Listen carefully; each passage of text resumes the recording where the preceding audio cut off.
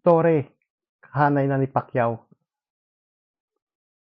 Sa ika-4 na sona ni Pangulong Bongbong Marcos Jr., binanggit niya ang pangalan ni Manny Pacquiao bilang isa sa mga atletang Pinoy na nagbigay ng karangalan sa Pilipinas.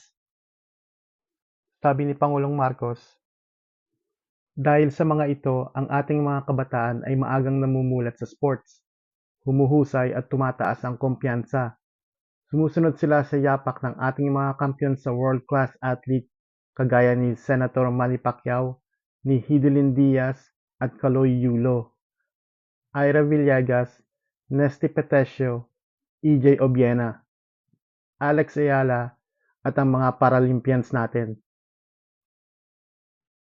Sa dulo ng talumpati ni Presidente Bongbong Marcos tungkol sa mga atletang nagbigay karangalan, ay idinamay niya na rin ang pangalan ni General Torre bilang isang bagong kampiyon. Dahil naman dito napatayo si Torre at tumatawa rin dahil sa sinabi ni Presidente tungkol sa kanya.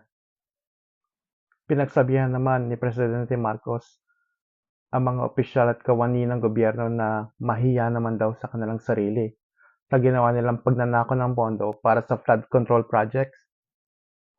Marami daw sa mga proyekto ay walang kalidad or nakakahiya yung kalidad at palpak.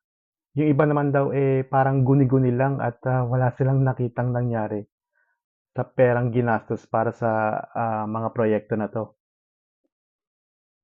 Dahil daw sa mga nakawang nangyari, magkakaroon daw ng audit performance review para ma-examine kung saan ginastos ang mga nilaang pondo para sa mga proyekto.